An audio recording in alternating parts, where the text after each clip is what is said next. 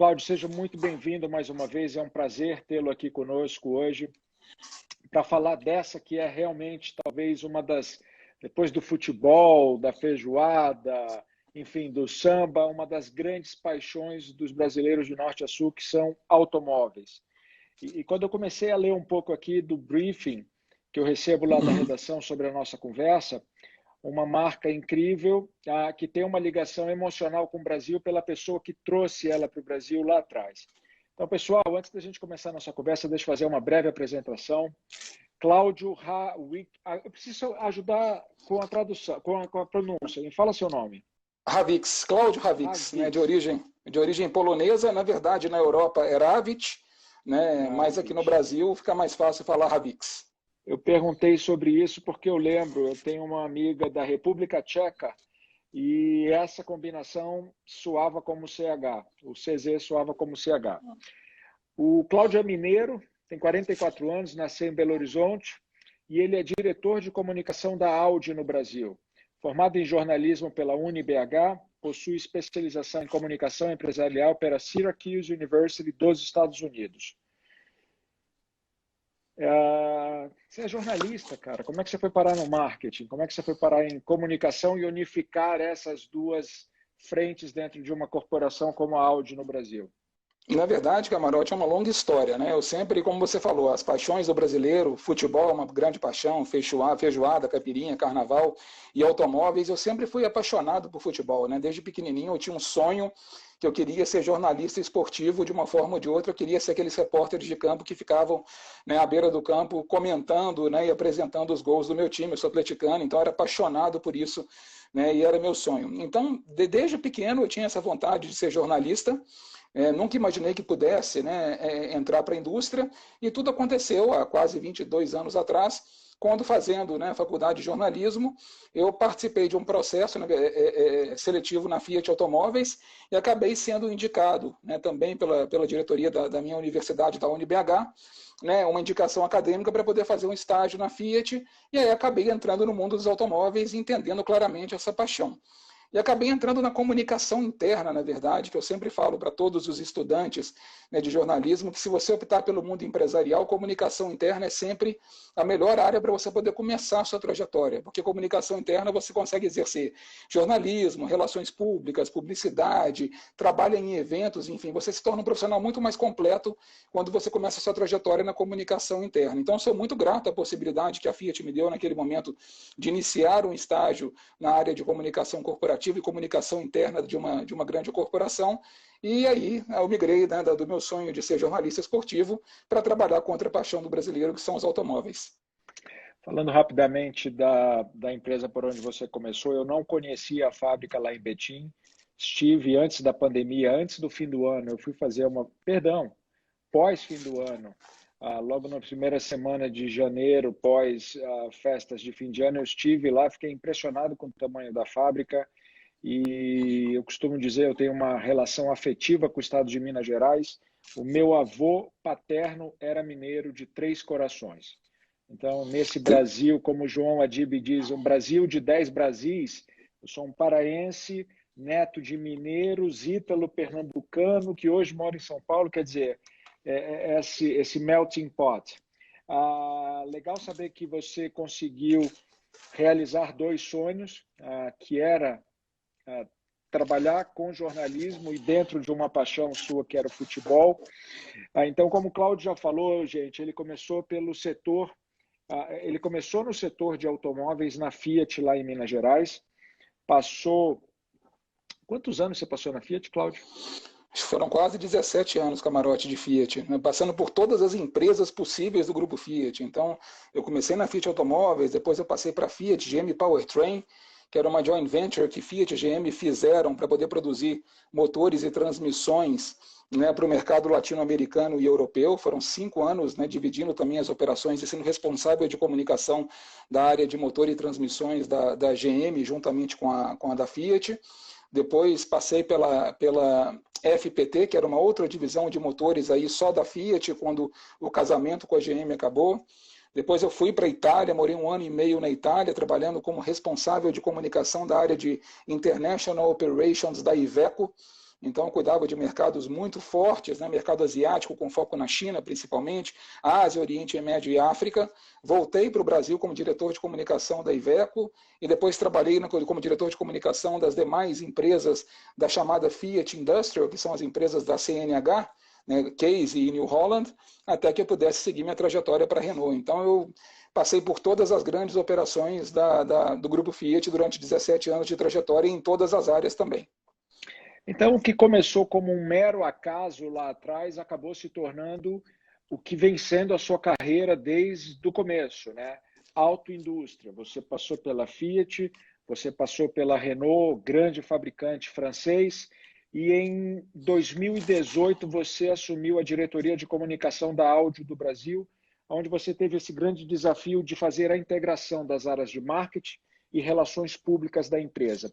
Para você que está nos assistindo, quem olha e pensa comunicação, pensa que comunicação é tudo, que engloba tudo.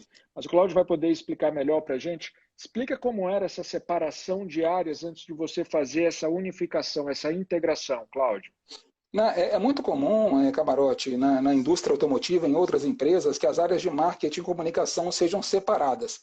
E muitas vezes eu percebi, durante a minha carreira inteira, o quanto isso pode gerar conflitos e perdas para a organização. Porque muitas vezes, quando você emite a sua mensagem para o público externo, seja ele um stakeholder, seja ele um jornalista, seja ele um cliente final, é muito importante que a mensagem seja consistente. Né, e que você faça, né, uma comunicação 360 completa e que, obviamente, você consiga, né, mandar a sua mensagem de uma maneira muito assertiva. E muitas vezes a gente percebe que, né, em empresas existem muita competição entre a área de comunicação e a área de marketing, que gastam, às vezes, muito dinheiro, ou dinheiro dobrado, para poder executar o mesmo tipo de serviço e mandar comunicações muito similares para públicos, né, que têm, né, talvez, a mesma abrangência. Então, eu sempre acreditei, né, que você otimiza muito mais e potencializa muito mais a força da comunicação quando você tem um plano estruturado de comunicação para todos os públicos. Então, quando você integra a área de comunicação e marketing, você consegue olhar um determinado desafio de uma maneira muito maior. Quando você fala, vamos lançar, por exemplo, um produto e-tron aqui no Brasil, que é o primeiro carro 100% elétrico da Audi, você consegue entender qual tipo de mensagem você vai mandar para o seu público interno, para a imprensa, para os clientes, para os concessionários, que tipo de evento você vai poder, né, trabalhar, como a comunicação vai chegar do ponto de vista publicitário, você consegue enxergar isso de uma maneira muito mais completa. E é claro que a efetividade do seu trabalho vai ser muito maior, né, e os resultados muito melhores. Então, quando você consegue enxergar a estratégia de comunicação da sua empresa de um ângulo, né, muito maior, né, você é muito mais efetivo na forma como você comunica, né, os resultados são muito melhores e você acaba, obviamente, gastando muito menos, porque você consegue combinar a estratégia, né, entre todas as áreas. Então, eu realmente acredito que essa mudança dentro da Audi foi uma mudança muito importante. A gente tem hoje, dentro da estrutura de marketing e comunicação da Audi, né, uma área de PR, que cuida, obviamente, da parte de imprensa e patrocínios, uma parte de marketing e publicidade. A gente tem a nossa área de experiential, que cuida da nossa parte de eventos, e temos hoje uma pessoa responsável pela área de brand e também de embaixadores. A gente cuida muito especial, né, de uma maneira muito especial dos nossos embaixadores de marca, para poder garantir que todo tipo de comunicação saia de uma maneira integrada, com o mesmo tom de voz, com a mesma mensagem, do jeito mais assertivo e poderoso possível. Muito legal.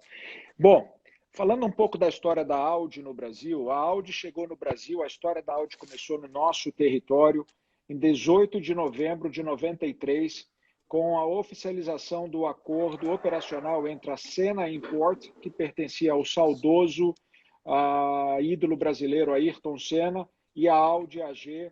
Esse contrato foi firmado lá na fábrica em Ingolstadt. Eu visitei essa fábrica alguns anos atrás, comentei com você lá perto de Munique. E em março do ano seguinte, a importação e venda de carros se iniciou no país.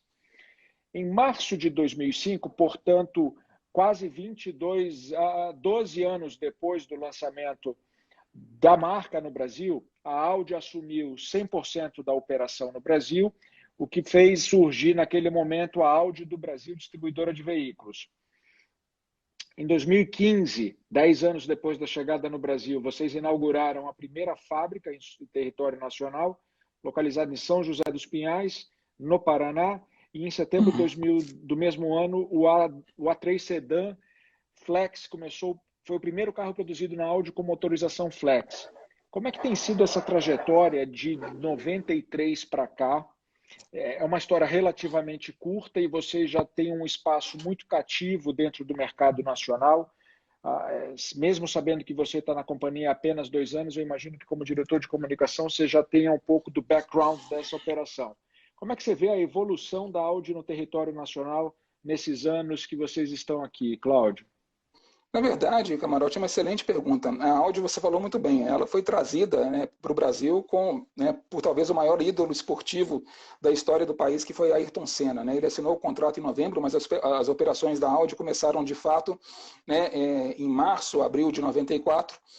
E o Senna fez um grande lançamento, né? Aconteceu um mega evento aqui no aeroporto de Congonhas. Foi um evento que contou com a participação do Jô Soares, enfim. O Senna aproveitou também aquele momento para poder convidar a imprensa para poder testar os primeiros carros da Audi que chegavam no Brasil. Então ele lançou a operação, né, e voou para a Europa para poder fazer, né, as suas primeiras corridas da temporada e acabou tendo a fatalidade de perder a vida naquele acidente trágico em Imola, em San Marino. Então a operação ela foi cuidada no Brasil, né, pelo irmão do Ayrton Senna, o Leonardo, que é um grande cliente, um apaixonado pela marca, e pelo Bira, com uma missão muito grande de transformar a Audi na marca mais cool, né, de luxo do país. Então existia todo um grande trabalho que foi feito de comunicação também para poder posicionar, né, de maneira muito forte a Audi em relação à concorrência.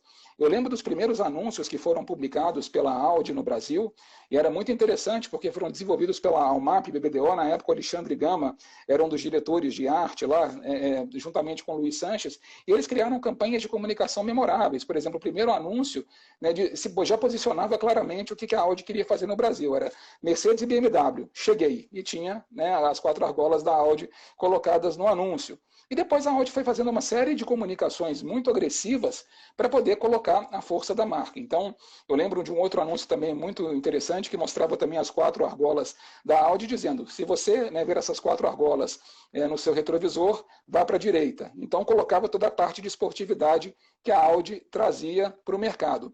E tinha, obviamente, carros, né, absolutamente fascinantes, né, da sua linha Audi Sport, que traziam toda aquela paixão e esportividade que a marca, né, sempre teve, né, com o seu legado de 4, né, que esse ano completa 40 anos também de tecnologia mundial, para o mercado brasileiro.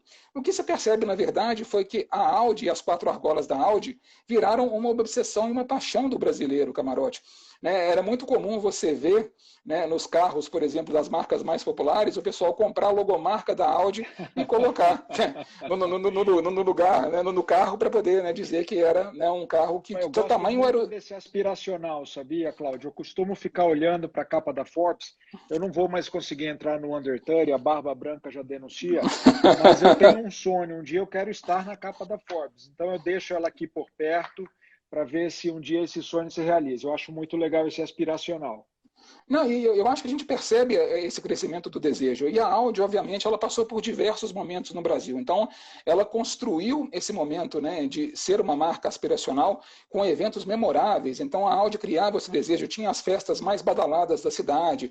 A Audi, por exemplo, fez um evento, né, no início da operação no Brasil chamado Audi Almari, que ela construiu uma balsa em Angra dos Reis, onde tinha festas que aconteciam na balsa, né, e que as pessoas, para poder participarem dessa festa, encostavam os barcos na balsa e tinham que ter, que o ingresso na época era uma sandália exclusiva da Audi, um chinelo da Audi que as pessoas acessavam, né, então gerava esse desejo. A apresentação do TT aqui no Brasil, ela aconteceu há 20 anos atrás, na chegada do primeiro TT, que sobrevoou, né, a cidade de São Paulo de helicóptero e pousou, né, no Sambódromo para apresentação. A Audi ela conseguiu já mostrar a segurança dela, chamando a imprensa para poder fazer um crash test ao vivo no Brasil. Então, são pequenas ações, né, de grande impacto que foram feitas que criaram esse desejo enorme, essa aspiração enorme pela marca. É claro que, como isso se tornou muito grande, a Audi precisou também deixar de ser aquela marca somente aspiracional para poder trazer também os seus carros, né, de entrada no mercado, que tinham um grande volume também de vendas, como o caso do A1, A3. Então, a Audi ela passou por diversos momentos importantes no mercado brasileiro, né, sempre trabalhando com a lógica de manter o desejo, né, com seus carros high-end, mas trabalhando também a questão da equação de volumes com seus carros, né, tão reconhecidos como é o caso do A1, A3 e o Q3, que é um carro que foi produzido no Brasil durante muito tempo também e que é hoje o carro mais vendido da Audi na história do Brasil. O interessante é que esse momento, né, da Audi, dessa grande evolução, ela chega esse ano, exatamente neste ano em que a gente enfrenta, né, a pandemia, com dois momentos também talvez super importantes da marca. A primeira delas é a chegada dos veículos elétricos, né, e o primeiro chegou agora em abril, em meio à pandemia, que foi o Audi e-tron, o primeiro SUV 100% elétrico da marca, e o primeiro carro 100% elétrico da Audi chegar no Brasil, e o relançamento de toda a linha RS, a gente falou um pouquinho sobre isso, Camarote, né, que chega no Brasil no segundo semestre e que tem causado um grande frisson e movimentado realmente clientes apaixonados pela linha esportiva da Audi em todo o Brasil, que tem demandado realmente, né, da nossa equipe de vendas, né, um esforço grande para poder atender todos os pedidos que superaram absolutamente as expectativas da marca. Então, estamos chegando com 26 anos de idade, essa jovem empresa aqui no Brasil, mais de centenária globalmente, né, num momento muito, muito especial. E tenho certeza, Camarote, nenhuma outra empresa premium do Brasil tem tantas novidades para poder chegar no mercado brasileiro como a Audi. Muito legal. Pessoal, vocês sabem que a gente tem usado essas nossas conversas aqui da Forbes Live, fora, obviamente, a oportunidade de entreter vocês e levar um conteúdo de qualidade e confiabilidade. A gente tem feito essas conversas servirem de momentos para vocês que estão aí, sejam vocês grandes, pequenos, médios empresários, empreendedores, aqueles que estão pensando em montar a sua primeira empresa, a sua startup, a sua ME, que vocês possam tirar dessas conversas insights valiosos que podem ajudar você na sua trajetória e para que ela seja vitoriosa como as das marcas e pessoas que passam por aqui. Então, se vocês puderam perceber nessa pequena descrição que o Cláudio fez desses 26 anos da Audi no Brasil, ela teve um desafio quando ela chegou aqui, né? Ela era uma marca entrante num mercado muito bem estabelecido por outras marcas que já estavam aqui há mais tempo. A relação dessas outras marcas alemãs, por exemplo, são muito mais antigas do que 26 anos. Você chegar num território do tamanho do Brasil, estabelecer uma rede de revendas para competir com quem já está aqui há mais de meio século, em alguns casos quase 70 anos, demandava uma inteligência de comunicação e posicionamento que não era simplesmente comprar mídia e ir para a guerra cabeça a cabeça, porque seria uma guerra relativamente ingrata. Então, eles foram muito assertivos no posicionamento da marca. Para você ver, o Cláudio tem 2 anos de empresa e ele consegue lembrar de ações que foram feitas na chegada dela no Brasil.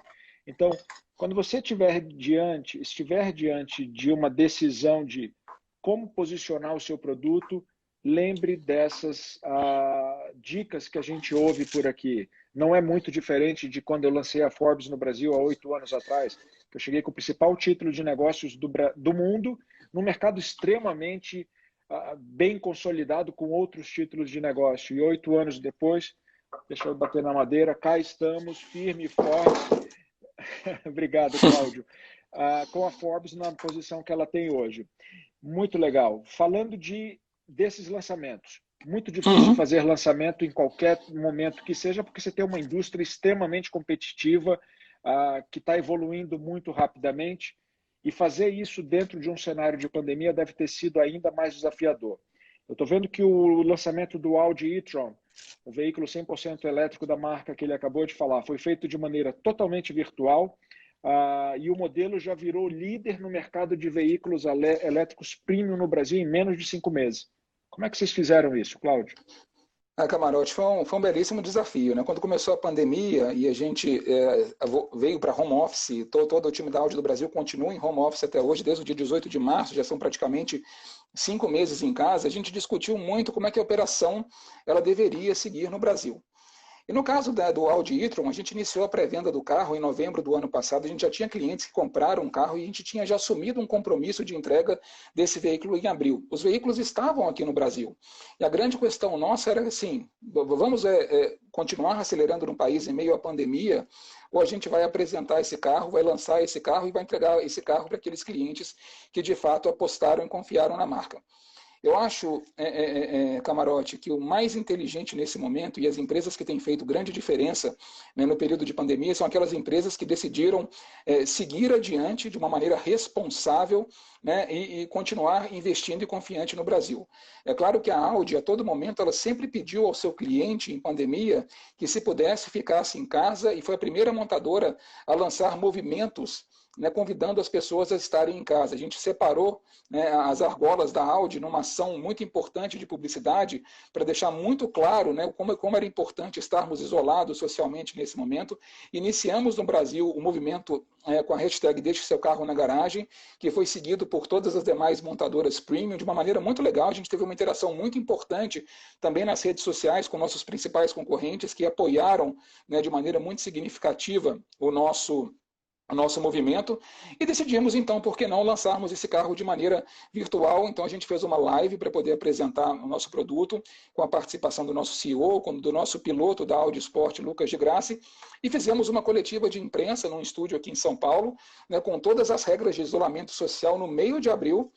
E foi muito interessante, porque a gente apresentou, né, esse veículo, né, para 1.200 jornalistas, né, que acompanharam essa coletiva de imprensa. Foi a maior coletiva de imprensa da história da Audi até então no Brasil.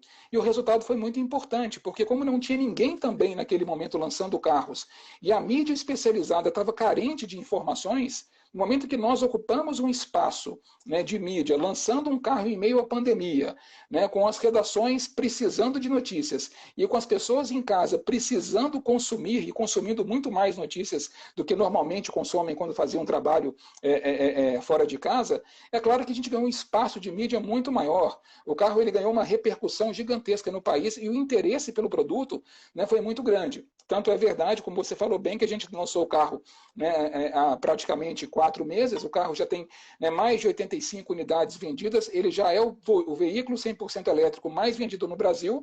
E a Audi segue agora, né, já em setembro, né, no próximo mês, continua lançando a sua linha de produtos 100% elétricos no Brasil, com a chegada do e-tron Sportback, que é uma versão, né, mais esportiva, coupé do e-tron SUV. E já temos um outro produto, né, para ser lançado no ano que vem. Então a estratégia deu certo, sabe, Camarote? Que bom. Deixa eu ver se eu consigo fazer, já que eu estou com um homem de comunicação. Se não der certo, foi uma tentativa juntos aqui. A gente está falando do e-tron. Eu vou tentar usar um recurso aqui de mostrar na minha tela uma foto do meu rolo de filmes. Pessoal, isso não foi combinado, ele estava falando, e eu acho que faz pouco sentido a gente estar falando de um carro que hoje é líder de vendas no seu segmento e não ao menos tentar mostrá-lo aqui. Então vamos ver se eu consigo. Não, ele ainda não apareceu aqui no meu rolo de filmes. Eu salvei ele em outro aplicativo. Deveria ter me preparado para isso, hein, Cláudio?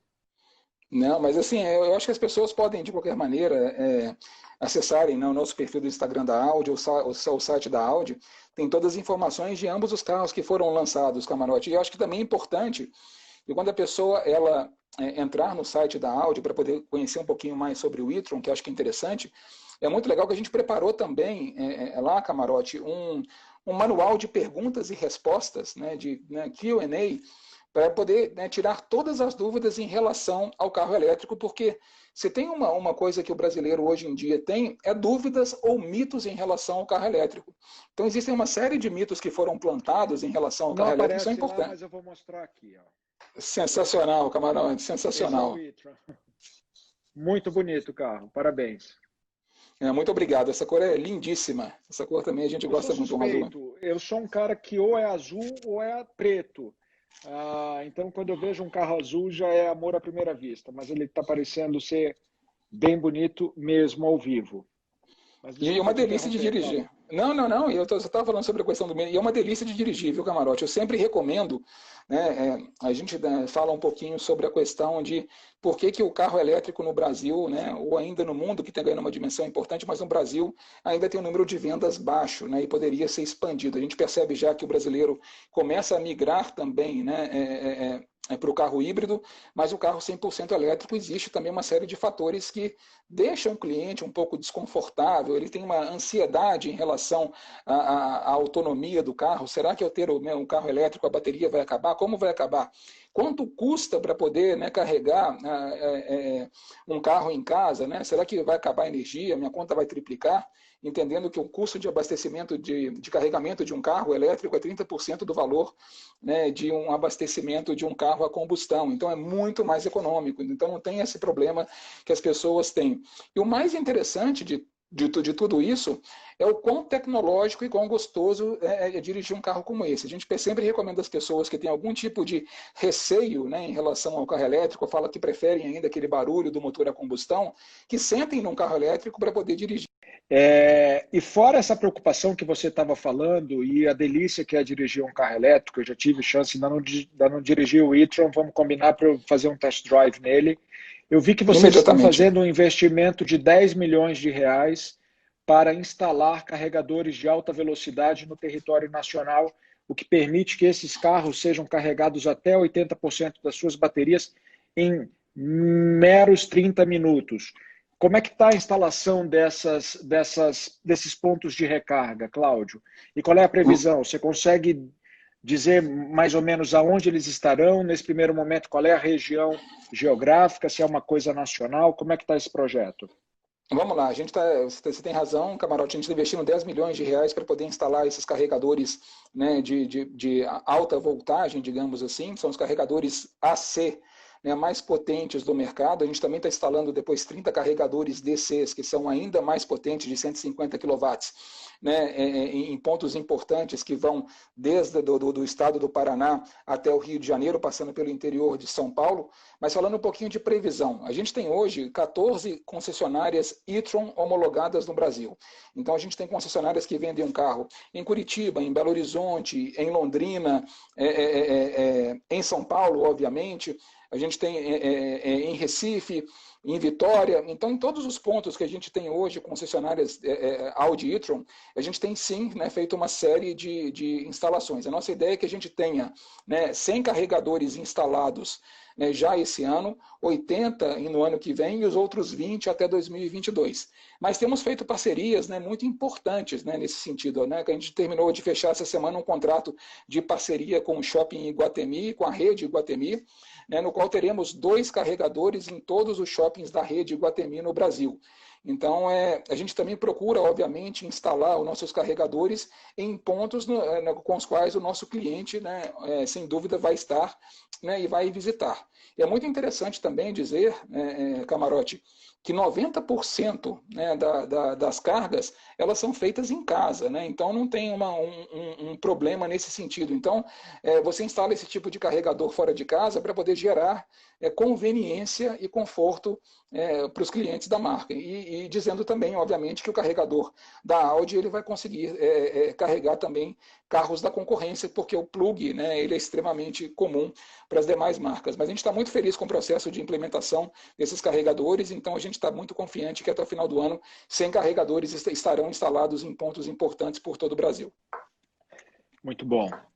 Então, você teve no primeiro momento da pandemia o desafio de lançar o primeiro veículo elétrico da marca em território nacional e agora, recentemente, você foi do 8 ao 80. Você saiu do 100% ecológico e foi para os motores mais potentes da Audi, que são da linha RS. E numa conversa que a gente teve na semana passada, você me disse que ficou extremamente feliz e surpreso não com a receptividade, mas com a velocidade que esses pedidos foram feitos e que você está tendo hoje uma dificuldade de rodar pratinho para saber como atender essa demanda tão aquecida em torno dos RS. Fala um pouco desse lançamento. Essa linha já esteve no Brasil, ela continuava no Brasil. O que tem de diferente dos RS que foram anunciados agora e dos que já estiveram aqui? E qual é a previsão da Audi para essa linha super esportiva em território nacional? Vamos lá, Camarote. Primeiro ponto, hoje a gente tem, né, no Brasil apenas 2 modelos da linha RS sendo comercializados, o RS4 e o RS5, e fazia muito tempo, já mais de 4 anos, que a Audi não trazia toda a sua linha de veículos RS de uma só vez. Então, a Audi fez uma grande renovação global da sua linha RS, lançou também novos modelos esportivos, como é o caso do RSQ8, a gente falou um pouquinho sobre esse carro também já, e a gente trouxe tudo de uma vez. Então, a gente começou, na verdade, né, experimentando uma ação de pré-vendas do primeiro carro, né, que chega no Brasil da linha RS, que é o R8, que é um carro absolutamente icônico. E pela primeira vez a Audi teve a possibilidade de garantir aos clientes uma personalização do produto antes que o carro fosse montado. Isso nunca tinha acontecido na Audi no Brasil. E foi muito interessante que a gente lançou essa pré-venda em maio. A gente tinha 25 veículos para poder vender para esse ano, e os 25 veículos foram configurados e vendidos em apenas 4 dias. Então, em meio à pandemia, a gente percebe que o cliente está buscando um carro como esse, extremamente personalizado, nos acendeu uma luz de que aí tinha um jeito diferente da gente poder vender esses carros esportivos. E que a personalização seria o grande diferencial para que nós lançássemos os demais veículos da linha RS de um jeito diferente. Então, entendendo que nós vamos lançar agora no mercado, né, no segundo semestre, de uma só vez, os novos RS4 e RS5, o TTRS, o RS6, o RS7 e o RSQ8, e além disso teremos também os RSQ3 SUV Sportback lançados no início de janeiro, era importante que a gente conseguisse fazer uma ação de pré-venda muito significativa e que nós dessemos ao cliente a possibilidade de personalização de todos esses modelos. E o mais interessante de tudo isso, Camarote, é que a gente conseguiu, né, extrapolar em muito a nossa previsão de vendas. Nós já temos 330 veículos comercializados da linha RS, o que é um grande sucesso, né? O recorde absoluto de comercialização de veículos da linha RS no Brasil, de maneira antecipada, todos eles personalizados, e é importante dizer, né, por que é bacana personalizar. Eu te contei um pouquinho sobre isso, que teve um cliente, que foi o primeiro cliente que comprou o RS6 no Brasil, que ele personalizou o seu carro com uma cor Audi Exclusive, que é um verde Greenwood, com interior marrom. E é um carro lindíssimo, mas jamais, em uma circunstância normal, uma concessionária, né, pediria um carro desse para poder colocar o showroom, porque o cliente é muito específico.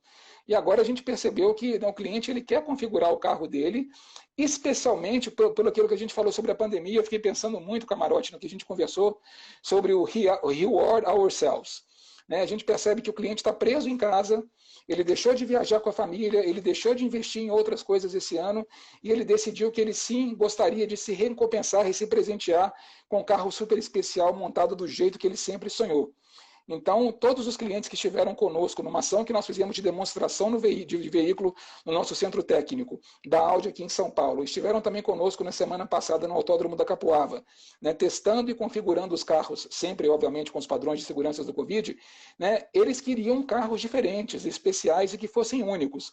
E as 330 configurações que foram feitas, Camarote, foram feitas de maneira absolutamente diferente. Com os 25 outros, né, R8 que foram vendidos, são 350 carros que chegam ao Brasil e não temos absolutamente nenhum igual ao outro. Então, a personalização hoje é um fator muito importante, né, para esse público de luxo que busca um carro, né, na faixa de 400 mil até 1,25 milhão de reais.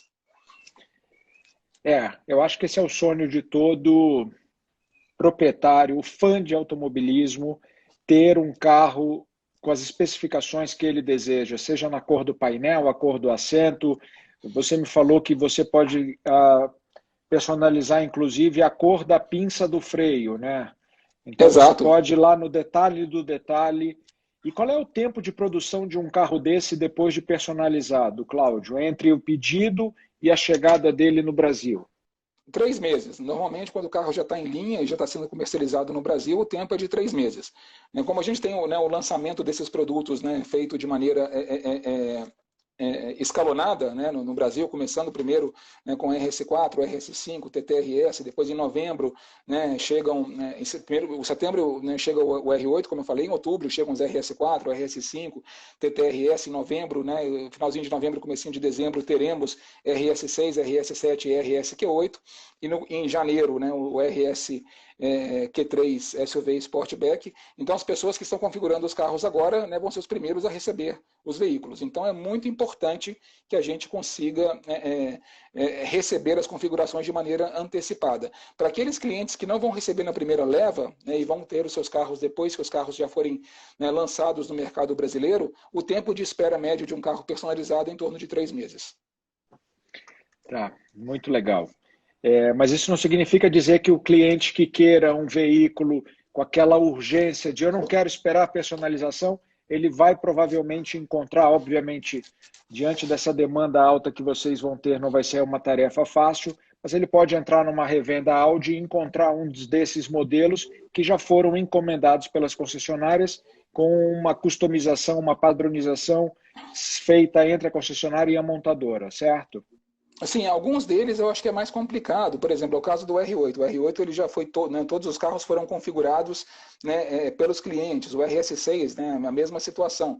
Mas assim, né, existe a possibilidade, obviamente, né, de um determinado cliente cancela uma compra e você tem um carro em showroom para poder comprar. O objetivo grande hoje em dia, né, tanto da Audi, né, quanto da rede de concessionárias, é que todo e qualquer produto que seja solicitado ou pedido, né, pela concessionária para a montadora, né, tenha sempre um CPF, um CNPJ por trás. Né, porque são veículos absolutamente diferentes do convencional.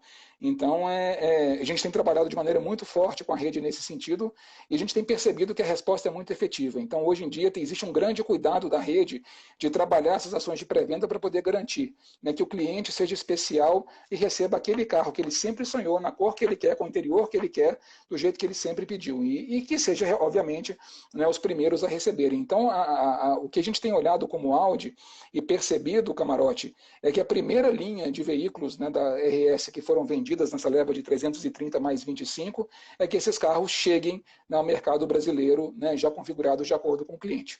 E, obviamente, quem tem interesse, né, em ter esses carros agora, né, podem procurar uma revenda da Audi e entender se tem algum tipo de veículo que foi configurado direto pela rede de concessionárias. Mas é um desafio interessante. Então, pessoal, quando vocês estiverem nas ruas do Brasil e verem um desses RS que começam a chegar a partir de final de setembro, início de outubro, saibam que passou por todo um processo de customização, o famoso tailor-made, ou lá na Inglaterra, o famoso bespoke.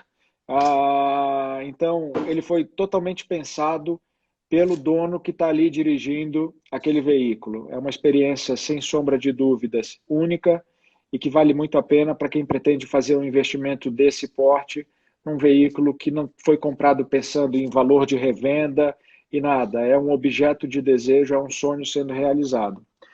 Cláudio, eu acho que foi assim muito interessante ouvir não só a sua história profissional, a sua passagem pela indústria automobilística desde o início da sua carreira e que vem se perpetuando. Eu acho que quando tem esse time frame todo dentro de uma indústria, para mim está claro que você já é um homem do automobilismo. Acho pouco provável te ver em algum momento numa empresa de consumo, de mass merchandise. Então, parabéns pela trajetória. Eu acho que você serve como exemplo para muitos executivos que conseguem se reinventar dentro de sua profissão. Você poderia ter seguido o jornalismo e estar lá cuidando de releases da companhia para o mercado jornalístico, para as emissoras, para os jornais, para as revistas especializadas, e você evoluiu e migrou para uma comunicação mais abrangente que fala de marketing, de vendas e da área comercial. E muito interessante saber de todos esses lançamentos que vocês estão fazendo no Brasil, dos desafios que você precisou enfrentar e conseguiu de forma muito legal superá-los. Parabéns pelos esses lançamentos, parabéns pelo sucesso das vendas. Eu queria deixar você com a oportunidade de fazer suas considerações para quem está nos assistindo.